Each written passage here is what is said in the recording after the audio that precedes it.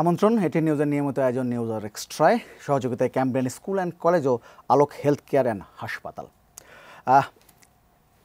এই ছাত্র জনতার গণ অভ্যুত্থানে আওয়ামী লীগ সরকারের পতনের পর এবং বর্তমান অন্তর্বর্তীকালীন সরকার গঠনের পর যে বিষয়টি নিয়ে সবচেয়ে বেশি আলোচনা হচ্ছে সেটা হচ্ছে রাষ্ট্র সংস্কার এবং প্রশাসন সংস্কার।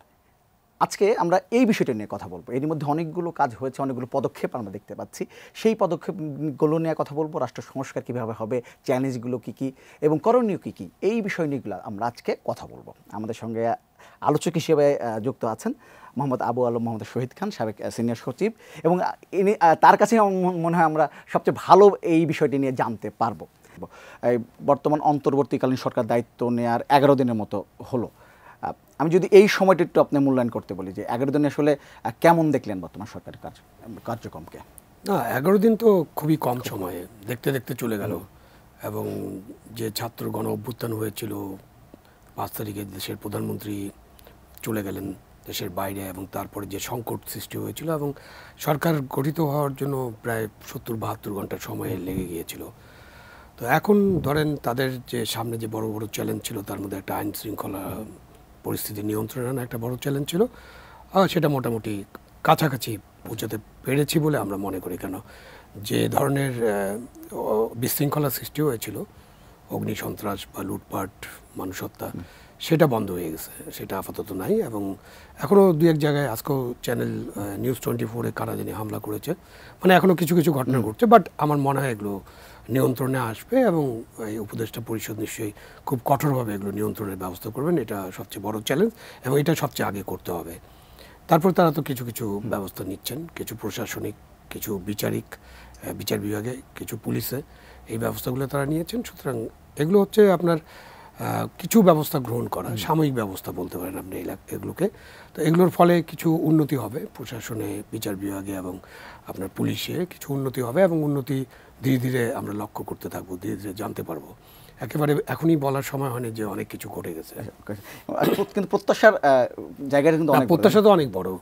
এই প্রত্যাশার কথা যখন বলেন তখন বাংলাদেশের জনগণ তো অনেক প্রত্যাশা নিয়ে, একেবারে যখন পাকিস্তান ছিল তখন 52 থেকে 71 পর্যন্ত অনেক প্রত্যাশা নিয়ে অনেক আন্দোলন করেছে, অনেক রক্ত দিয়েছে। এবং 71-এর মুক্তিযুদ্ধে লক্ষ লক্ষ মানুষ রক্ত দিয়েছে, 2 লক্ষ মা বোন তাদের সম্ভ্রম হারিয়েছেন। সো ওইটা তো অনেক বড় প্রত্যাশা নিয়ে মুক্তিযুদ্ধ হয়েছিল। এরপরে 90-এর গণ অভ্যুত্থানের সময় স্বৈরাচার পতনেও মানুষের অনেক প্রত্যাশা ছিল, 3 জোটের রূপরেখা ছিল। এমনকি 1/11-এর সরকার যখন আসছিল তাদের কাছেও কিন্তু অনেক প্রত্যাশা ছিল, এবং সেই প্রত্যাশার কিছু তারা পূরণ করতে পেরেছেন, কিছু হয়তো পূরণ করতে পারেনি। কিন্তু হয় কি যে এই প্রত্যাশা, জনগণের প্রত্যাশা পূরণ, এবং এই প্রত্যাশা যারা পূরণ করবেন রাজনীতিবিদরা, তারা কিন্তু জনগণের প্রত্যাশা পূরণের পথে হাঁটেননি, তারা অন্য পথে হেঁটেছেন এতদিন। তো এখন 24-এর প্রত্যাশাটা একদম কমপ্লিটলি ডিফারেন্ট, কারণ এখানে কোনো রাজনৈতিক সরকার নেই, আমাদের সংবিধানে নাই, অথচ আমাদের একটা অন্তর্বর্তীকালীন সরকার করতে হয়েছে। সেটার সমর্থন হলো জনসমর্থন, কারণ সংবিধানটা তো জনগণের জন্য, এবং সংবিধান অনুসারে যখন নির্বাচন হয় সেটাও জনগণের জন্য। তো এই সরকারের প্রতি ব্যাপক জনগণের, ছাত্র জনতার সমর্থন আছে, এই জন্য এই সরকার লিগাল। কেউ যদি এটা বিতর্ক করেন যে এটা সংবিধানের মধ্যে নাই, কেন হবে, এটা লিগাল কিনা, এইটাকে একদম লিগাল একটা সরকার। কিন্তু এই সরকারের চরিত্র হচ্ছে অরাজনৈতিক, ওই অর্থে মানে তারা রাজনৈতিক দল করেন না, কিন্তু এই সরকারকে অনেক রাজনৈতিক সিদ্ধান্ত নিতে হবে, কাজ করতে হবে। যেমন সংস্কারের কথা যদি বলেন, সের মধ্যে অনেক রাজনৈতিক সংস্কারও আছে, থাকবে। আচ্ছা, এই রাষ্ট্র সংস্কার যদি বলি, যে আমি যে বলছিলাম যে বৈষম্য বিরোধী ছাত্র আন্দোলনে যারা সমন্বয়ক আছেন, তারা কিন্তু শুরু থেকেই বলছেন যে তারা এই গণ অভ্যুত্থানটা এসছে এবং এর মাধ্যমে তারা রাষ্ট্র সংস্কার করতে চান, যে শুধু গণ অভ্যুত্থান দিয়ে একটা সরকার পরিবর্তন হলো তাই কিন্তু না, তারা রাষ্ট্র সংস্কার চাচ্ছেন এবং রাষ্ট্র সংস্কার নিয়ে অনেক আলোচনা হচ্ছে। আপনি আসলে এই রাষ্ট্র সংস্কারের পক্ষে কিনা, এবং আসলে এটির দ্বারা কি বোঝায়? অনেকের কাছে হয়তো ক্লিয়ার না ব্যাপারটা। আপনার প্রশ্নটা খুবই একটা স্ট্রেট প্রশ্ন। আমি পক্ষে কিনা, আমি অবশ্যই 100% এটার পক্ষে। সংস্কার করতে হবে, এবং কেন করতে হবে আপনি জানেন, আমি জানি, যারা টেলিভিশন দেখতেছেন তারা জানেন, আমাদের ইভেন যারা ক্যামেরা পার্সন আছে তারাও জানেন কোথায় কোথায় সংস্কার করতে হবে। কেন একটা রাষ্ট্রকে রাষ্ট্রযন্ত্র বলি আমরা, আসলে রাষ্ট্র তো হতে হবে মানবিক, গণতান্ত্রিক, কল্যাণমুখী একটা রাষ্ট্র, এটাই হলো রাষ্ট্র। মানবিক, গণতান্ত্রিক, কল্যাণমুখী যখন বলি তখন কিন্তু ওটা যন্ত্র থাকার কথা না, বাট এতদিন এটা রাষ্ট্রযন্ত্র ছিল।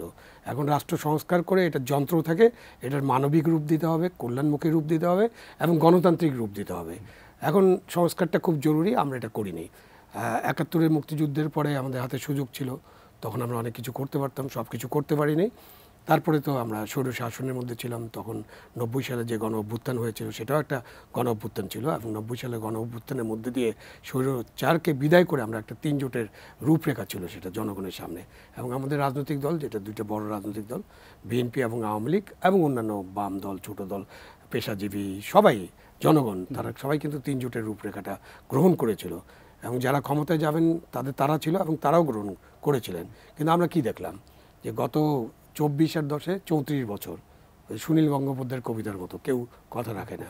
তারা ওয়াদা করলেন, তারা ওই বন্দোবস্ত মেনে নিলেন, তারপর নির্বাচন হলো। নির্বাচনের পর থেকে প্রথম 10 বছর ভালোই ছিল। বিএনপির প্রথম গভর্নমেন্ট যদি বলেন 91 থেকে 96, এটা ভালো ছিল। একমাত্র মাগুরার নির্বাচন নিয়ে সমস্যা হলো, পরবর্তীতে একটা আন্দোলন হয়েছিল, তখনও কিছু মানুষের প্রাণ গিয়েছে। 96 থেকে 2001 শেখ হাসিনার গভর্নমেন্ট বেটার পারফর্ম করেছে, অনেক কিছুই খুব ভালোভাবে করেছেন। কিন্তু 2001-এর পর থেকে যে ছন্দপতন শুরু হলো, যে তত্ত্বাবধায়ক সরকার গঠন করার কথা ছিল এবং তত্ত্বাবধায়ক সরকার অধীনে নির্বাচন, সেই তত্ত্বাবধায়ক সরকারটাকে আমরা বিতর্কিত করে ফেললাম। এবং তারপরে তো এক সময় তত্ত্বাবধায়ক সরকার, যে আজকে আপনি যখন নিউজ আইটেম পড়ছিলেন বলছিলেন যে পঞ্চদশ সংশোধনী, যেটা দিয়ে তত্ত্বাবধায়ক ব্যবস্থা বাতিল করা হয়েছে, সেটা কেন বাতিল করা হবে না, এর উপরে রুল জারি হয়েছে। তা আমরা তো মোটামুটি জানি যে কি হয়েছে। তার মানে ছাত্র জনতা এবং যারা রক্ত দেয় তাদের যে আশা, আকাঙ্ক্ষা, স্বপ্ন, বা তারা যা চায় সেটা বাস্তবায়ন করার জন্য আমরা রাজনৈতিক দলগুলোকে কখনো উদ্যোগী দেখি নেই, বরঞ্চ আমরা উল্টা দিকে তাদের হাঁটতে দেখেছি এবং নানান ধরনের সমস্যা দেখেছি। স্বৈরতান্ত্রিক মনোভাব, কর্তৃত্ববাদী মনোভাব, কাউকে তোয়াক্কা না করা, লোকজনকে অপমান করা, অহংকার, অহংবোধ, এটা আমরা রাজনীতিবিদদের মধ্যে দেখেছি এবং তারা দেশ পরিচালনা করেছেন। এমনকি তাদের যে নিজেদের যে গঠনতন্ত্র, সেই গঠনতন্ত্রটা গণতান্ত্রিক না। গঠনতন্ত্রের মধ্যে দুটো দল তো আছেই, জাতীয় পার্টি এবং বিএনপি যদি বলেন, তাদের গঠনতন্ত্র আছে, তো সব সিদ্ধান্ত তাদের প্রেসিডেন্ট নেবে এবং প্রেসিডেন্ট যে সিদ্ধান্ত নেবে এটাই ফাইনাল। তো এইটা তো কোনো গণতান্ত্রিক গঠনতন্ত্র না। আওয়ামী লীগের গঠনতন্ত্রে এরকম কিছু নাই, কিন্তু বিশাল সমাবেশ, বিশাল কাউন্সিল করার পরে তাদেরকে যদি জিজ্ঞেস করেন ভাই তোমাদের নেতা কারা হলো, ওইটা নেত্রী ঠিক করবে বা সভাপতি ঠিক করবে। সো এই রাজনৈতিক দলগুলো নিজেরা নিজেদের মধ্যে যে গণতন্ত্রের চর্চা করার কথা ছিল সেটাই তারা করে না। অথচ এদের কাছে আমরা আশা করেছি যে এরা 3 জোটের রূপরেখা মানবে, এরা জনতার কণ্ঠস্বর শুনবে, হ্যাঁ, তরুণদের আওয়াজটা শুনতে পারবে এবং আমাদের দেশে একটা গণতান্ত্রিক মানবিক বাংলাদেশ গড়ে তুলবে। কিন্তু তারা করেননি। নিজেরা যেহেতু গণতন্ত্রের মধ্যে চর্চা করেন না, একেবারে পুরা লেভেলে, মানে একেবারে তৃণমূল থেকে কেন্দ্র পর্যন্ত কোনো গণতন্ত্রের চর্চা নেই। নমিনেশন বিক্রি হয়, নমিনেশন কেনা যায়, আপনার ওই টাকা পয়সা, আপনার বল প্রয়োগ, এইসব দিয়ে কেন্দ্র দখল, ভোট প্রয়োগ এবং ভোট যা হয়েছে এটা তো আমরা সবাই জানি। 18 এবং 24-এর নির্বাচন সম্পর্কে এখানে তার বেশি আলোচনা করে লাভ নেই। পুরা নির্বাচনী ব্যবস্থাটাকে আমরা নষ্ট করে দিয়েছি। তো এই যে নষ্ট হয়েছে, তো এই নষ্টের ভিতর দিয়ে এখন ছাত্র জনতার যে উত্তাল যে আন্দোলন, এবং সেই আন্দোলনে ছাত্র জনতা যে রক্ত দিল, সাধারণ মানুষ যে রক্ত দিল, সেই রক্তের আকাঙ্ক্ষাটা হলো একটা গণতান্ত্রিক মানবিক কল্যাণমুখী বাংলাদেশ। তো এই বাংলাদেশ তৈরি করতে হলে অনেক সংস্কারে যেতে হবে। সেই সংস্কারের মধ্যে রাজনৈতিক দলগুলোকে নিজেকে সংস্কার করতে হবে। এটা তারা করবেন, কারণ এটা তো কোনো আমাদের যে অন্তর্বর্তীকালীন সরকার আছে তারা তো ওদের সংস্কার করে দেবেন না, বাট তারা আইন করতে পারেন। নির্বাচনী বিধি আছে, অন্যান্য জায়গায় তারা আইনের একটা প্রয়োগ করতে পারেন। রেজিস্ট্রেশন অফ পলিটিক্যাল পার্টিস আছে, সেখানেও তারা কিছু উল্লেখ করতে পারেন, করেছিলেন তারা। 111-এর সরকারের অনেক সমালোচনা আছে, কিন্তু কতগুলো ভালো কাজের মধ্যে এগুলো ছিল। তা আমরা তো সেগুলো মানি না। তো এখন এরপরে যদি আমরা কোনো সংস্কার করি, সেটার অন্যতম প্রধান শর্ত হতে হবে নির্বাচনের আগে রাজনৈতিক দলগুলোকে এগুলোকে মেনে নিতে হবে, প্রতিজ্ঞা করতে হবে। এখন আপনি বলতে পারেন তারা তো তাদের যে আছে, তাদের যে ঘোষণাপত্র আছে অথবা নির্বাচনী ইশতেহার ঘটা করে দেওয়া হয় না। এবং এখন বড় বড় হোটেলে, আগে তো বড় বড় হোটেলে এসব হতো না, বিশাল আয়োজন, বিশাল নির্বাচনী ইশতেহার পড়া হয়, বাট ওটা তারা যারা যা লেখেন এগুলো বিশ্বাস করেন না। তো এখন রাজনৈতিক দলগুলোকে আসলে টিভির সামনে আসতে হবে, জনগণের সামনে এসে বলতে হবে যে আমরা এই সংস্কার আমরা মেনে নিয়েছি, এই সংস্কারগুলো আমরা করব, আমরা এটা অব্যাহত রাখবো। আপনি প্রথমে বলছিলেন যে একটা দুঃখের কথা যে কেউ কথা রাখেনি, যদি স্বীকারও করে বা মেনেও নেয় বা সবার সামনে বলে, তারপরে যে কথা রাখবে এমন কোনো না, কিন্তু ওইরকমভাবে কেউ কাউকে কথা বলতে বলা হয়নি। আচ্ছা, তো আমরা জনগণের পক্ষ থেকে আমাদের দাবি হতে পারে, ছাত্র জনতার দাবি হতে পারে যে ঠিক আছে, আপনি A party, B party, C party, আপনি পার্টির প্রধানরা কাউন্সিলে এসব অ্যাডপ্ট করবেন এবং এরপরে তারা জনগণের সামনে একদম টিভিতে সোজাসুজি। আপনি দেখেন না যে উন্নত দেশে কিন্তু TV is very strong media, এবং সেখানে কিন্তু বিতর্ক হয়, সেখানে কিন্তু কথাবার্তা হয়, এবং এই কথাবার্তার ভিত্তিতে কিছু সুইং ভোটার, যেটা রেজিস্টার্ড ভোটার দলের তারা বাদে সুইং ভোটার যারা আসলে নির্ধারণ করে কে প্রেসিডেন্ট হবে, কারা কোন দল ক্ষমতায় যাবে, সুতরাং তাদের সামনে বলতে হয়, আমাদেরকে এটা বলাইতে হবে, এবং তারপরেও কথা না রাখতে পারে তাহলে তাদের পরিণতি আবার কেন বারবার মানুষ কেন রক্ত দেবে। সুতরাং আমি চাই যে এখন যে সমস্ত পরিবর্তন হবে এই পরিবর্তনের ভিত্তিতে বাংলাদেশে এমন একটা অবস্থা হবে যে অবস্থায় আমাদের রাজনৈতিক দলগুলো যে নির্বাচনী ব্যবস্থা এবং দেশ শাসনের যে ব্যবস্থা, যে রাজনৈতিক বন্দোবস্ত, সেটার ব্যাপারে তারা একমত হবেন এবং ওয়াদা করবেন এবং এটা প্রকাশ্যে ঘোষণা করবেন। এখন যদি আপনার প্রশ্ন ছিল সংস্কার, সেটা একটা রাজনৈতিক দল নিয়ে আলোচনা করলাম। এখন আমাদের তো সর্বাঙ্গে ঘা, তাই না? আমাদের যেখানে তাকাবেন সেখানে ঘা। তো ওই যে একটা কথা আছে বাংলায়, সর্বাঙ্গে ঘা কোথায় মলম লাগাবেন, তো এখন একটা পুরো শরীরে মলম লাগাতে হবে আর কি। তো এখন তার মধ্যে ইম্পর্টেন্ট জায়গাগুলো আমাদের বের করতে হবে। এখন এই সংস্কার বলেন বা এই পরিবর্তন বলেন, এটা একটা দীর্ঘমেয়াদী ব্যাপার। এই জন্য আমি প্রথমে রাজনৈতিক দলগুলোর কথা বললাম যে কখনো যদি নির্বাচন হয় তারা যদি ওয়াদা করেন তারা এগুলো পরিবর্তনগুলো রক্ষা করবেন এবং আরও ভালো পরিবর্তন করবেন। তা এখন আপনার প্রশাসনের একটা বড় সংস্কারের দরকার। কিছু বদলি হচ্ছে, কিছু পদায়ন হচ্ছে, এগুলো কিন্তু বড় সংস্কার না বা সংস্কার না, এগুলো কিছু কসমেটিক জিনিস, মানে না করলেই নয়। তারপরে ধরেন পুলিশের সংস্কার হবে, যেটা পুলিশ কমিশন কথা বলা হচ্ছে, পুলিশের তো বড় সংস্কার দরকার। বিচার বিভাগের সংস্কার করতে হবে, ওখানে চিফ জাস্টিস এবং আপিল বিভাগের বিচারপতি লেভেলে কিছু চেঞ্জ হতে, অধস্তন আদালতে কিছু চেঞ্জ হবে। ব্যক্তি পরিবর্তন মানে কিন্তু সিস্টেম পরিবর্তন না, এটা আমাদেরকে পরিষ্কারভাবে বুঝতে হবে।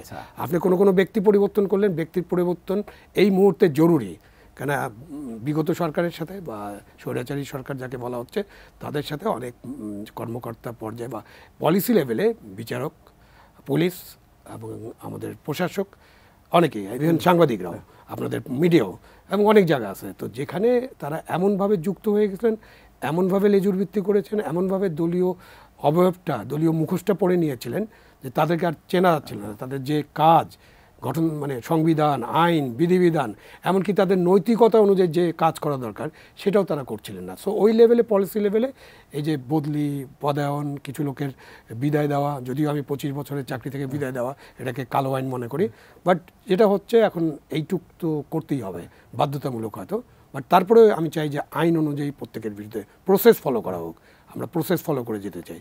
তো সেখানে যে পরিবর্তন হচ্ছে এই পরিবর্তন হয়তো খুব জরুরি, বাট এটা অল্প দিনের জন্য। আপনি বলছেন যে আমরা যেন বদলির যে হিড়িক দেখছি, আমরা বদলি কিংবা পদত্যাগের হিড়িক যে আমরা দেখছি, সেটি আসলে সংস্কারের প্রাথমিক পর্বও না আসলে। না, এটা কোনো সংস্কারই না। আচ্ছা, এটা হলো যে কিছু লোক আছেন যাদের বদলি করা অনিবার্য, তাদেরকে বদলি করা হচ্ছে।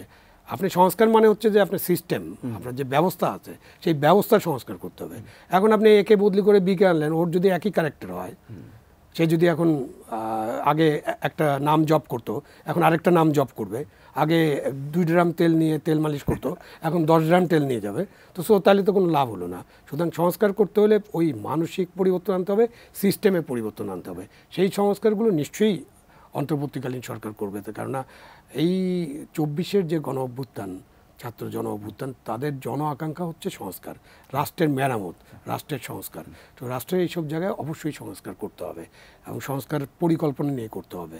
এর আগে যদি আমি বলি, এর আগে বাংলাদেশের ইতিহাসে মানে রাষ্ট্র মেরামতের এমন আকাঙ্ক্ষাকেই আপনি দেখেছেন মানুষের মধ্যে?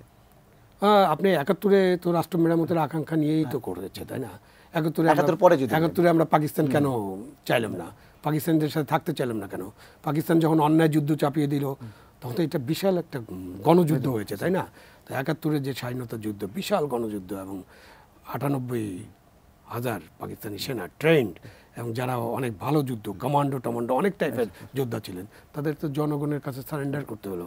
তো আমরা তো ওই আকাঙ্ক্ষা নিয়েই স্বাধীন বাংলাদেশের জন্ম দিয়েছি। আমরা 90 সালে যে বড় অভ্যুত্থান করেছি স্বৈরাচারের বিরুদ্ধে, 8 বছরের স্বৈরাচারের পতন ঘটিয়ে, ওই আকাঙ্ক্ষা নিয়ে রাষ্ট্রযন্ত্র স্বৈরাচার হবে না, রাষ্ট্র স্বৈরাচারীমূলক আচরণ করবে না, পুলিশ জনগণের কল্যাণে কাজ করবে, জনগণের বন্ধু হবে, প্রশাসন জনগণের জন্য কাজ করবে। তো ওই আকাঙ্ক্ষা ছিল বলেই তো মানুষ আসে। মানুষের আকাঙ্ক্ষা কি? মানুষের 2টা আকাঙ্ক্ষা।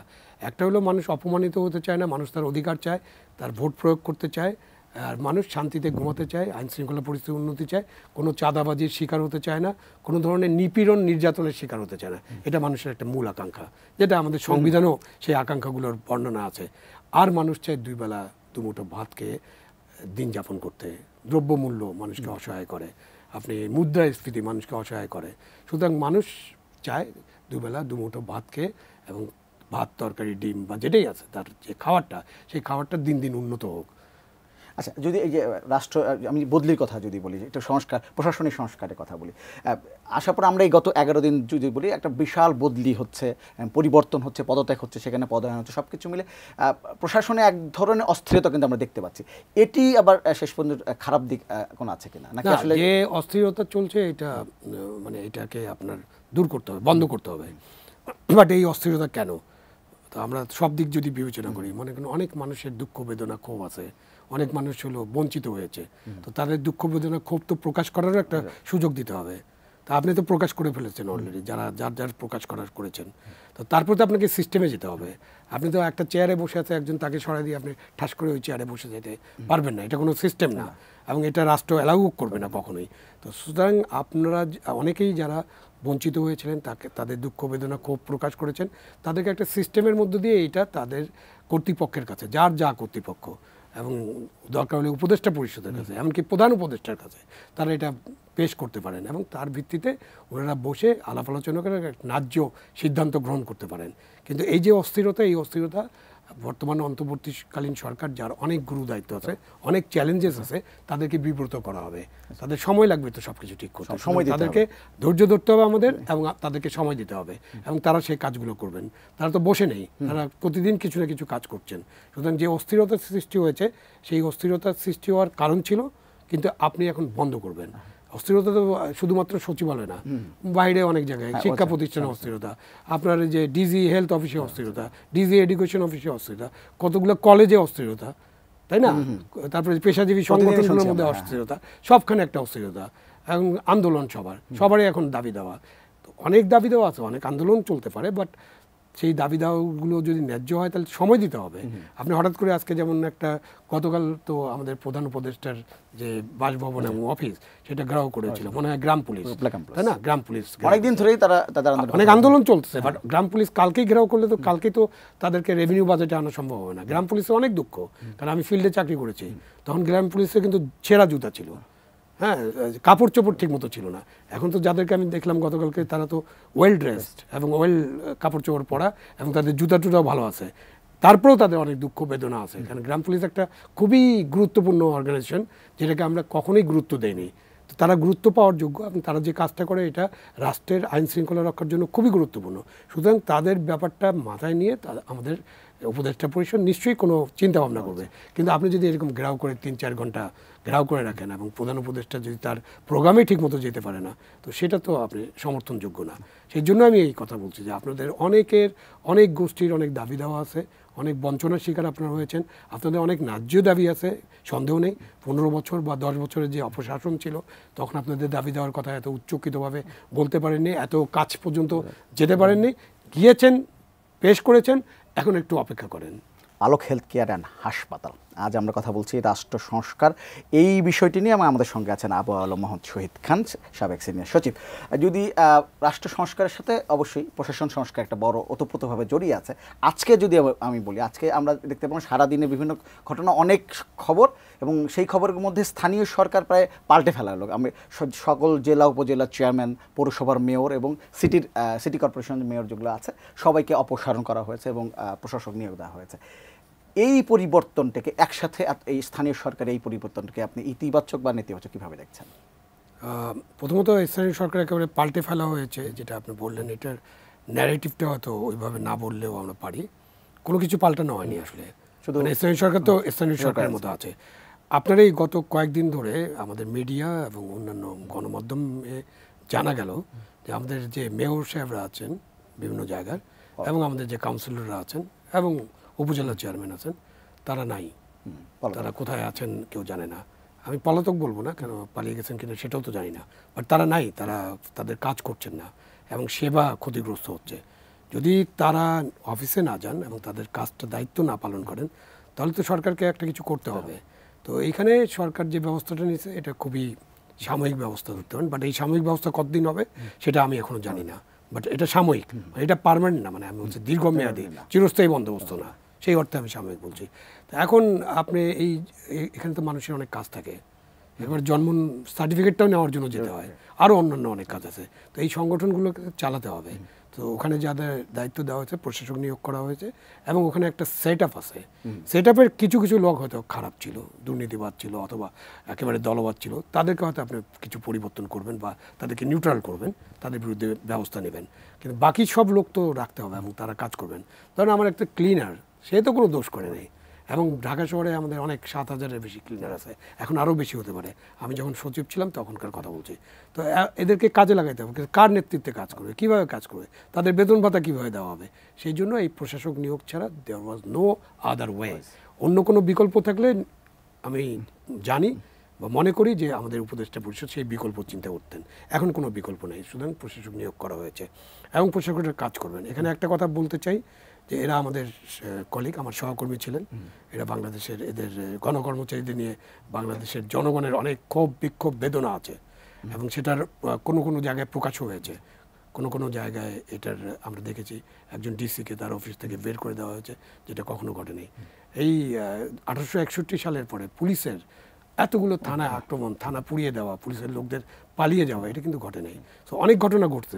ওখান থেকে যাতে আমার গণকর্মচারী বন্ধুরা শিক্ষা নেয়, মানে এডুকেশন নেওয়ার আছে, যে তারা যেখানে যেখানে দায়িত্ব পেয়েছেন তারা এমনভাবে কাজ করবেন, তারা যেন বুঝাতে পারেন যে তারা হয়তো এমন একটা অস্থির সময় কাজ করছিলেন বা এমন চাপের মধ্যে কাজ করছিলেন যখন সেবা প্রদান করা তাদের পক্ষে খুব কঠিন ছিল। তো সেই চ্যালেঞ্জটা এখন নাই, আপনাদের উপরে কোনো চাপ নেই, আপনারা কাজ করে দেখিয়ে দেন যে আপনারা ভালোভাবে এই প্রতিষ্ঠানগুলো চালাতে পারেন। কিন্তু আমি মনে করি স্থানীয় সরকার নির্বাচন হতে হবে, কোনো একটা সময় হয়তো নির্বাচন করতে হবে, এবং আমি মনে করি নির্বাচিত মানুষরাই দেশ পরিচালনা করবে। এই ব্যাপারে আমার বটম লাইন এটা, যে নির্বাচিত মানুষরাই দেশ পরিচালনা করবে। বাট সেই নির্বাচন কেমন হবে? এই নির্বাচন আমরা চাই একটা অবাধ, সুষ্ঠু, নিরপেক্ষ, উৎসবমুখর নির্বাচন। আমরা এমন একটা নির্বাচন চাই যেখানে কোনো লেভেল প্লেইং ফিল্ড থাকবে। আমরা একটা এমন নির্বাচন চাই যেখানে যে সরকার ক্ষমতায় থাকবে তারা কোনো প্রভাব বিস্তার করবে না, তাদের সদিচ্ছা থাকবে। আমরা এমন একটা নির্বাচন চাই যেখানে নির্বাচন কমিশন ঠিকমতো দায়িত্ব পালন করবে, দায়িত্ব পালন না করতে পারলে এটা জনগণকে জানিয়ে দেবে। আমরা একটা নির্বাচন চাই যেখানে আমাদের returning officer, polling officer, presiding officer, assistant presiding officer, assistant returning officer, যা যা আছে, অনেক 7-8 লক্ষ গণকর্মচারী এবং প্রাইভেট প্রতিষ্ঠানে কাজ করেন, এরা কিন্তু নির্বাচনের দায়িত্ব পালন করেন। তখন তাদেরকে সেই কাজটা করে বুঝিয়ে দিতে হবে যে তারা একটা ভালো নির্বাচন করতে পারেন। তার জন্য যে সমস্ত সংস্কার প্রয়োজন, যে সমস্ত বদলি করা প্রয়োজন, যাদেরকে নিউট্রাল করা প্রয়োজন, যারা আগে দুষ্টমি করেছে তাদেরকে শাস্তি দেওয়া প্রয়োজন, সেটা করতে হবে। এবং এইভাবে এখন আপনি যেটা আপনার আসল প্রশ্ন ছিল, এটাতে কোনো অবস্থা, অচল অবস্থার সৃষ্টি হবে কিনা, আমি মনে করি কোনো অচল অবস্থার সৃষ্টি হবে না। কারণ এর আগেও কিন্তু এই প্রশাসক নিয়োগ করে চালানো হয়েছে, ঢাকা সিটি কর্পোরেশনই চালানো হয়েছে প্রশাসক নিয়োগ করে। এটা ম্যাসিভ আকার করতে পারলে, ম্যাসিভ আকারে সবাই প্রয়োজন ছিল, সবাই চলে গেছে। প্রয়োজন ছিল মানে এইটা বাধ্যবাধকতা। ওনারা যদি থাকতেন, ওনারা যদি জনগণের আস্থা অর্জন করে থাকতে পারতেন, তাহলে তো থাকতেনই। আর যে ভোট হয়েছে, ওনারা জানেন যে কেন ওনাদের চলে যেতে হয়েছে। ওনারা তো এইসব ভোট তো হয়নি, মানুষের নির্বাচিত প্রতিনিধি হিসেবে তো ওনারা দাবি করতে পারবেন না। তো স্থানীয় সরকার প্রতিষ্ঠানের নির্বাচিত প্রতিনিধিরাই আসুক, ফিরে আসুক, এটা আমাদের কামনা। বাট এটার জন্য কিন্তু সময় লাগবে, সময় দিতে হবে। সেখানেও কিন্তু অনেক সংস্কারের দরকার আছে। আপনার স্থানীয় সরকার প্রতিষ্ঠানগুলো কিভাবে চলে? স্থানীয় সরকার প্রতিষ্ঠান নির্বাচনই ঠিকমতো হয় না, তো সেখানে একটা বড় সংস্কার। স্থানীয় সরকার প্রতিষ্ঠানগুলোকে যে শক্তিশালী করার কথা আমাদের সংবিধানে আছে, আমাদের রাজনৈতিক দলগুলো যারা বলেন, কেউ তো এটা করেন না। স্থানীয় সরকার প্রতিষ্ঠানকে আরও দুর্বল করার চেষ্টা করা হয়। স্থানীয় সরকারের যে নির্বাচনী ব্যবস্থা আছে, এটা তো আইয়ুবশাহী, সেই ছোটোবেলার আইয়ুবশাহী যে শুনছি, বেসিক ডেমোক্রেসির মতো অবস্থা। তো এখানে আপনি নির্বাচন করেন ইউনিয়ন পরিষদের চেয়ারম্যান, উপজেলার চেয়ারম্যান, সিটির মেয়র, পৌরসভার মেয়র, তাদের হাতে সব ক্ষমতা। আর হলো কিছু কাউন্সিলর, কিছু সদস্য নির্বাচিত হয়, এবং যিনি মেয়র তার কাছে সর্বময় ক্ষমতা। 10 টাকা থেকে 100 কোটি টাকা খরচের ক্ষমতা তার কাছে, তিনি যা বলেন সেটাই আইন। এটা তো আইয়ুব খান এক একজন বসা রাখি আমরা, কিন্তু আমাদের দেশে একটা পার্লামেন্টারি ডেমোক্রেসি আছে। সো স্থানীয় সরকার নির্বাচনেও পার্লামেন্টারি ডেমোক্রেটিক সিস্টেমে নির্বাচন করা উচিত। যেমন ধরেন, উদাহরণ যদি বলি পরিষ্কার করার জন্য, যে একটা 12 জনের ইউনিয়ন পরিষদ হয়, 9 জন নির্বাচিত এবং 3 জন মহিলা সদস্য আছে। তা আপনি 9 জনই নির্বাচিত করেন এবং 9 জন ঠিক করবে তাদের চেয়ারম্যান কে হবে। তাহলে প্রত্যেককে আপনি বেসিক পোস্টে নির্বাচন করে আসতে হবে। এই 9 জনের মধ্যে যদি আমরা 3 জন মহিলা নির্বাচন করতে চাই, আমরা চাই যে মহিলারা আসুক, তাদের ইনক্লুসিভ হোক, তারা বাংলাদেশের 50%, তো সেখানে আপনি 3টা পদ ছেড়ে দেন আপনি মহিলাদের জন্য, ওখানে শুধু মহিলারাই নির্বাচন করতে পারবে। সে 1, 2, 3 থেকে 9 আছে, তো আপনি 1, 2, 3 ছেড়ে দেন প্রথমবার, তারপরে 3, 4, 5 ছাড়বেন, তারপর 6, 7, 8 এরকম ছেড়ে দিবেন, ছেড়ে দিয়ে নির্বাচন করবেন। এরপরে 2, 3 দফা এরকম নির্বাচন হলে তারপরে আপনি ওপেন করে দেন সবার জন্য। তো সেখানে স্থানীয় সরকার সংস্কার কিন্তু খুব জরুরি। আর স্থানীয় সরকার আমাদের একটা বেসিক, 2টা সরকার আছে বাংলাদেশে, একটা কেন্দ্রীয় সরকার আর একটা স্থানীয় সরকার, তাদেরকে স্থানীয় সরকার বলা হয়। তারা কিন্তু সরকার ব্যবস্থার অংশ। তো সেটা কিন্তু আমরা তাদেরকে মনে হয় যে আমরা তাদের কোনো কেয়ারলেস, কিছুই আমরা তাদের করি না, তাদের কোনো ক্ষমতায়ন করি না, উল্টা তাদের ক্ষমতার উপরে আমাদের এমপি সাহেবদের বসে দিই উপদেষ্টা হিসেবে, যেটা উপজেলা পরিষদে হয়েছে। এমপি সাহেবদের তো উপদেষ্টা হওয়ার কথা না, উনি কেন উপদেষ্টা হবেন? তো এই অনেক কিছু আছে যেখানে সংস্কারগুলো করতে হবে। এই সংস্কারের কথা বলছেন, আপনি কিছু পরামর্শের কথা বললেন, এগুলো যে রূপরেখা, আমি যদি বলি যে বর্তমান সরকার রাষ্ট্র সংস্কারে যদি যায়, প্রশাসনিক সংস্কারে যদি যায়, তাদের যে রূপরেখা তৈরি হবে, সেই রূপরেখা তৈরি করার প্রক্রিয়াটা কী হওয়া উচিত আপনার মনে হয়? না, এখানে তো আপনার ধরেন যে সমাজের যে অংশীজন আছে তাদের সাথে কথা বলতে হবে, এবং রূপরেখা তৈরির জন্য তো আপনাকে কিছু ধরেন একটা কমিশন হতে পারে, একটা কমিটি হতে পারে, এবং আপনাকে কিছু স্পেশালিস্ট লোক নিতে হবে, বিশেষজ্ঞ যারা স্থানীয় সরকার নিয়ে কাজ করেন। ধরেন আমরা একটা জায়গায় যদি বলি, তাহলে স্থানীয় সরকার নিয়ে যারা কাজ করছেন, যারা স্থানীয় সরকার পড়ান বিশ্ববিদ্যালয়ে, যারা স্থানীয় সরকারের নির্বাচন করেন, এবং জনগণ যারা স্থানীয় সরকার নিয়ে আগ্রহী, এই সব মিলিয়ে আপনার একটা উপরের একটা সেন্ট্রাল ধরনের কমিটি করতে হবে বা একটা কমিশন করতে হবে। এর আগেও কিন্তু স্থানীয় সরকার কমিশন হয়েছিল। সো সেই কমিশন থেকে কি কি তারা সুপারিশ করেছিলেন, কি কি আমরা করিনি, এবং আরও কি কি প্রয়োজন, কারণ এটা তো একটা লাইভ জিনিস, চলমান জিনিস। এটা তো একবার সংস্কার করলে তারপর আপনি ঘুমায় থাকবেন তা তো হবে না। সংস্কার একটা চলমান প্রক্রিয়া, এটা আপনাকে মনে করতে হবে। সো তাদেরকে নিয়ে আপনি করতে পারেন, কিন্তু সময়টা কম দিতে হবে, কারণ এখন আমরা 2-3 বছর ধরে এই রূপরেখা তৈরি করতে পারবো না, কারণ আপনার 6 মাস 9 মাসের মধ্যে আমাদের এই কাজগুলো করতে হবে। সেভাবে পুলিশের জন্য পুলিশ কমিশন করার কথা অলরেডি সরকার চিন্তা করেছে। পুলিশ কমিশনে কারা যাবেন? ওই যে পুলিশে যারা কাজ করছেন, সাবেক যারা ছিলেন, পুলিশ নিয়ে যারা কাজ করেন, পৃথিবীর আমরা অন্য দেশের এক্সপার্টও আনতে পারি। পুলিশ নিয়ে কিন্তু অনেক গবেষণা হয়, আমরা ইউএন সিস্টেমও পুলিশ নিয়ে কাজ করে, সুতরাং তাদেরকে দিয়ে করতে পারেন। বিচারের সংস্কারের ব্যাপারে একই কথা, বিচার সংস্কার কমিশন তো আছে, একটা বিচার বিভাগীয় কমিশন তো ছিল। তো এই সব মিলে আপনি এই রূপরেখাটা এরকম হতে পারে, এবং প্রত্যেক জায়গায় হ্যান্ডপিক লোক না, যোগ্য লোক যিনি কিছু কন্ট্রিবিউট করতে পারবেন তাদেরকে নেবেন। আমাদের অসুবিধা হচ্ছে যে আমরা অনেক জিনিস তৈরি করেছিলাম, আমরা মানবাধিকার কমিশন করছি, কিন্তু আমরা যখন যাকে নেই সেটা হ্যান্ডপিকড, আমার দলের সমর্থক হতে পারে, আমার রাজনীতির সমর্থক হতে পারে। আমরা নির্বাচন কমিশন করি, সেখানে আমরা তলে তলে হ্যান্ডপিকড লোক খোঁজার চেষ্টা করি। উপরে দেখে যে এটা একটা কমিটি করা, সার্চ কমিটি, উপরে দেখে এই সবার কাছ থেকে বায়োডাটা নেওয়া হয়েছে, নাম নেওয়া হয়েছে, কিন্তু আমাদের অন্তরে আছে আমরা এই লোকগুলোকে করব। তো সেখান থেকে বেরিয়ে আসতে হবে।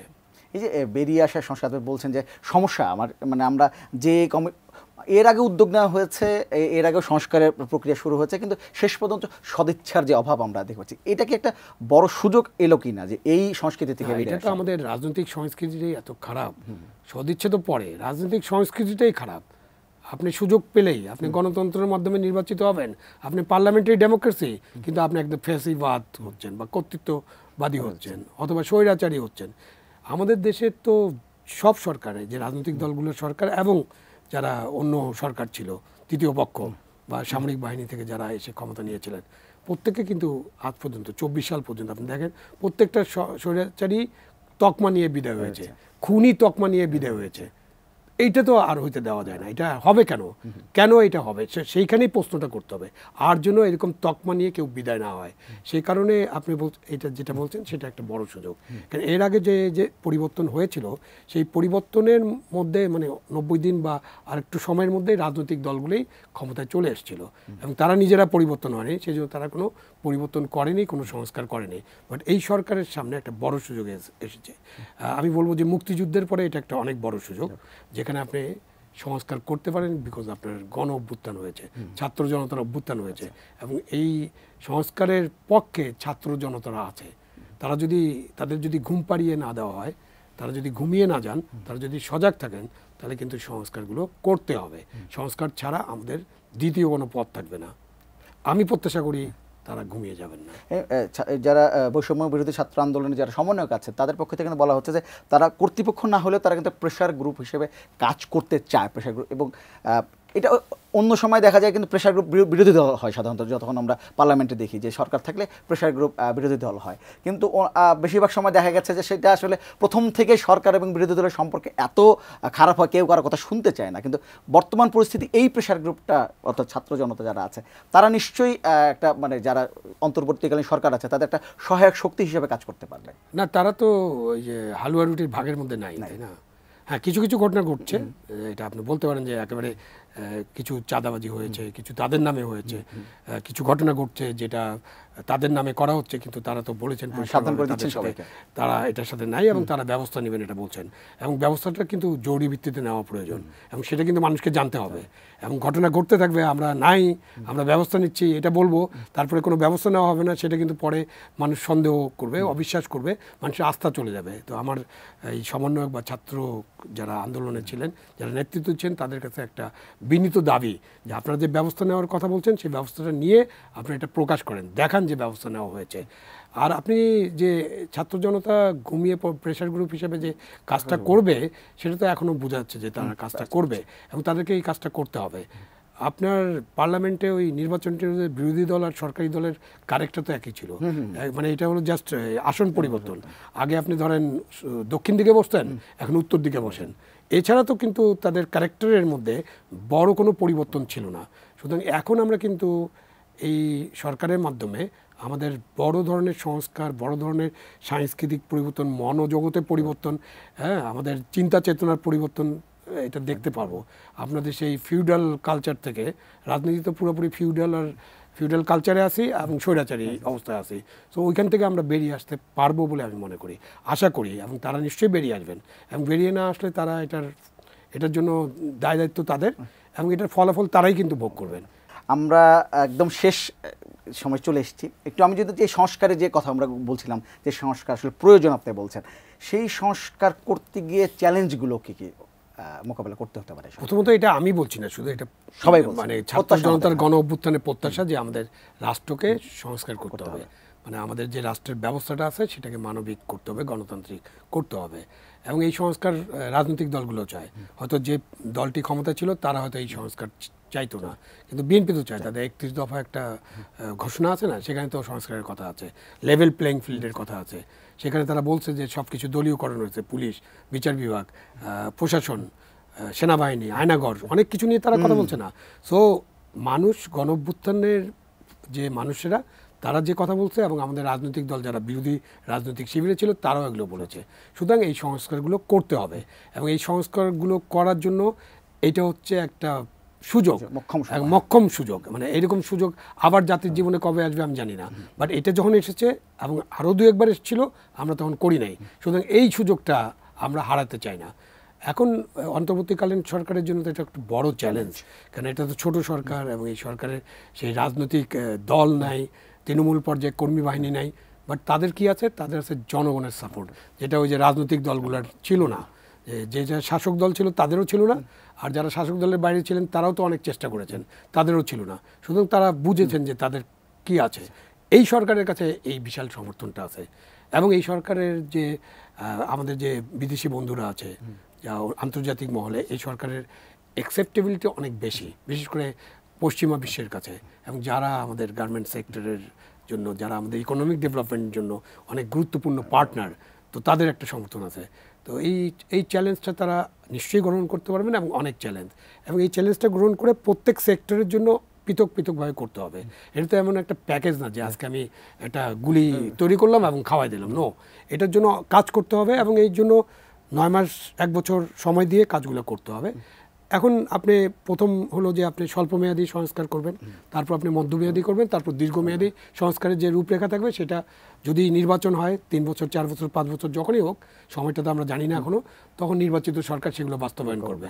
তো এইভাবে আমাদের সংস্কার, স্বল্পমেয়াদীর মধ্যে এখন যেটা হয়েছে যে কিছু পরিবর্তন খুবই দরকার ছিল, বাট এটা সংস্কার না, এখন আপনাকে সংস্কারে যেতে হবে। পুলিশ স্টেশনগুলোকে পুলিশ নিজেকে সংস্কার করবে, যাতে পুলিশ স্টেশনে গেলে মানুষ আগে যা ব্যবহার পেত, আগে যেরকম ছিল পুলিশ স্টেশনগুলো এরকম নাই, এই অফিসে আগে যা ছিল এরকম নাই। এটা যদি পৌরসভায় যায় অথবা সিটি কর্পোরেশনে যায়, আগে যা ছিল এখন তা নাই, সেটা যদি আমরা করতে পারি তাহলে কিন্তু। জি, আপনাকে অসংখ্য ধন্যবাদ আমাদের সঙ্গে যুক্ত হওয়ার জন্য। দর্শক, একদম শেষ সময় চলে এসেছি, নিউজ আর এক্সট্রা আজকের পর্ব এখানে শেষ করছি। আপনারা ভালো থাকবেন, সুস্থ থাকবেন এবং অবশ্যই একটি নিউজের সঙ্গে থাকবেন।